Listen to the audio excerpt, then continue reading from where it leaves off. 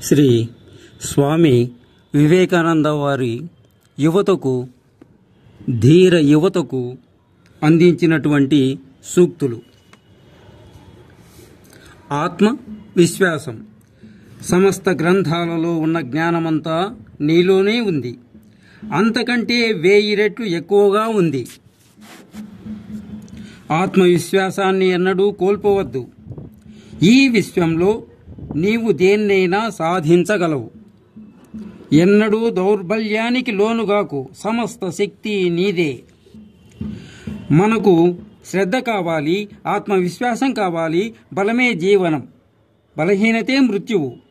మేము ఆత్మస్వరూపులం, ఆత్మరహితులం, ముక్తులం, పవిత్రులం, స్వభావ సిద్ధంగా పరిశుద్ధులం. అటువంటి మేము ఎప్పుడైనా ఏ పాపమైనా చేస్తామా? అసంభవం. ఇటువంటి విశ్వాసం కావాలి. అటువంటి విశ్వాసం మనల్ని మనుషుల్ని చేస్తుంది, దేవతలను చేస్తుంది. ఈ శ్రద్ధాభావం లోపించటం వల్లనే దేశం నాశనమైపోయింది. ఏ వ్యక్తి అయినా, ఏ దేశమైనా ఉన్నత స్థితికి చేరుకోవాలంటే 3 లక్షణాలు అవసరం. అవి: మంచితనానికి ఉన్న శక్తి మీద అఖండ విశ్వాసం, అసూయ, అనుమానం లేకుండా ఉండడం, మంచిగా ఉండాలనుకునే వారికి, మంచి చేయదలుచుకునే వారికి తోడ్పడడం. మీ భాగ్యానికి మీరే కదా కర్తలు, మీ వ్యధలకు మీరే కారకులు. మంచి చెడులను సృష్టించుకునేది మీరే. చేతులతో కళ్ళు మూసుకొని చీకటి అంటున్నది మీరే. చేతులను తీసివేసి వెలుతురును చూడండి. ఇతరులకు ఏ కొద్దిపాటి మంచి చేసినా అది మనలో ఉన్న శక్తిని మేల్కొల్పుతుంది. క్రమంగా అది మన హృదయంలో సింహ సదృశ్యమైన బలాన్ని నింపుతుంది. నీపై ఎవరో ఆధారపడి ఉన్నారని, నీవతనికి మంచి చేయగలవని తలంచడం వట్టి మనోదౌర్బల్యం. ఈ తలంపే మన సమస్త బంధనాలకు పుట్టినిల్లు.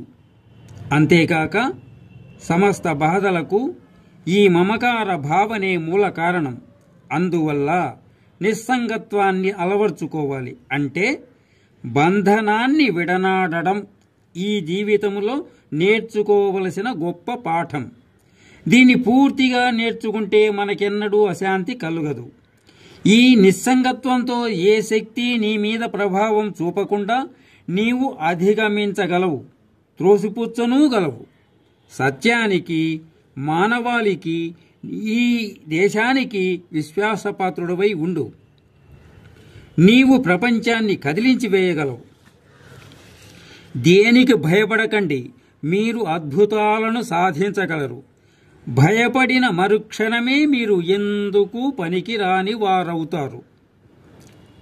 లోకంలోని దుఃఖమంతటికీ మూల కారణం ఈ భయమే. భయమే సర్వబంధకారిణి. నిర్భయత్వం ఒక్క క్షణములో సైతం స్వర్గాన్ని ప్రాప్తింపచేయగలదు. ప్రతి ఘటన వ్యతిరేకత ఎంత ఉంటే అంత మంచిది. ప్రతిఘటన లేనిదే నదికి వడివేగం వస్తుందా? ఒక విషయమై ఎంత క్రొత్తదైతే, ఎంత మంచిదైతే ప్రారంభ దశలో అది అంత వ్యతిరేకతను ఎదుర్కోవలసి వస్తుంది. వ్యతిరేకత విజయ సూచకమే. కొద్దిమంది వ్యక్తులు మనోవాక్కాయ కర్మల యందు ఒక్కటైతే ప్రపంచాన్ని ఉర్రూతలూగించగలరు. ఈ సత్యాన్ని ఎన్నడూ మరువకండి. ఇది తలవ్రాత అని మూర్ఖుడు, పిరికివాడు మాత్రమే వచిస్తారని ఒక సంస్కృత సూక్తి. బలవంతుడు నా తలవ్రాతకు నేనే కారకుణ్ణి అని ధైర్యంగా నిలిచి చెప్తాడు. వృద్ధాప్యంలో అడుగు పెడుతున్న వారే అదృష్టాన్ని గురించి మాట్లాడుతారు.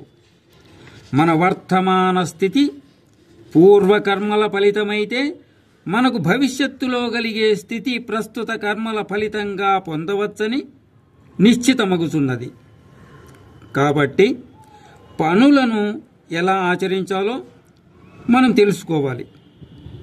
ఇలా కర్మలను చేసే విధానం తెలుసుకుంటే అద్భుత ఫలితాలను పొందవచ్చు. అల్ప కార్యాలుగా పరిగణించబడే వాటిని కూడా తృణీకార భావంతో చేయకూడదు. మిమ్మల్ని మీరు మహాపురుషులని భావించండి. అప్పుడు మీరు మహాపురుషులే అవుతారు. మన అందరిలో ఆ దివ్యాత్మ ఉంది. దీనిని మనం విశ్వసిస్తాం గాక. కాదు, నాకు చేత కాదు అని ఎన్నడూ అనవద్దు. మీరు అనంతులు. మీ స్వభావం నిజస్వరూపం పోల్చితే దేశకాలాలు అన్నీ అల్పమైపోతాయి. మీరు సర్వశక్తి సంపన్నులు. దేనిని చేపట్టితే దాన్ని సాధించగలరు. నీవేది కాగోరితే అది కాగలవు. నీవు దీనుడవని తలిస్తే దీనుడవే అవుతావు. బలాఢ్యుడనని తలిస్తే బలాఢ్యుడవే కాగలవు. ఆత్మవిశ్వాసం ఉంచండి.